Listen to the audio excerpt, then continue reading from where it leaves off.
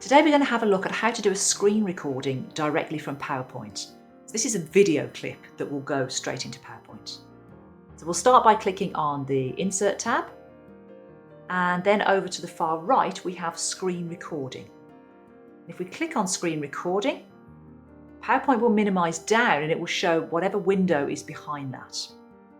This is a Microsoft form, and you can see that the recording tool has automatically put a red dashed line around the area it thinks I want to record. If I want to change that, I can come up to the dock here and click on Select Area, and perhaps I also want to include the URL in this particular demonstration. So then I can set the area that I want to record. So on the dock here, I have the option to include audio. So if I click on that and it's grayed out, that means I'm recording the audio. So in this case, I'm going to switch that off. So now there's no audio. And also have the option to record my mouse pointer. Well, I do want to do that because this is a little demonstration video, so it's important that I have that one switched on. Then I have record and stop.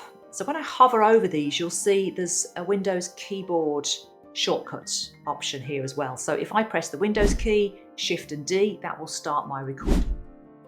I also have a little pin here, and that will pin the dock so that I always see it. So I have two options. I can keep that pin so that it's always there, or I can unpin it, and if I have started my recording and I want to get that dock back, all I need to do is hover up to the top of my screen, so bring my mouse up here and that dock will reappear.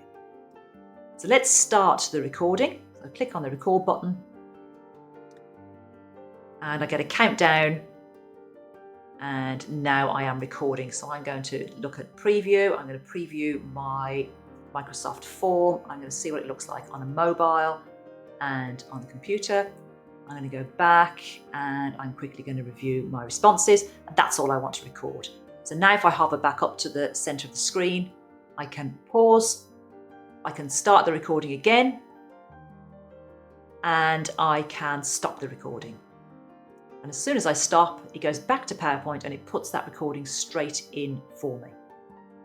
Under the Playback tab, under Video Options, we have the ability to say how we want that video to start playing. The default is in click sequence. I like to go for automatically, because then when I start my presentation from the slide above and I go to the slide with the video on, it will automatically start playing. It's running through that sequence for me. So that's the end of this video. So do check out the other videos in this series that are how to use the snipping tool and the screenshot tool from within PowerPoint. Thank you.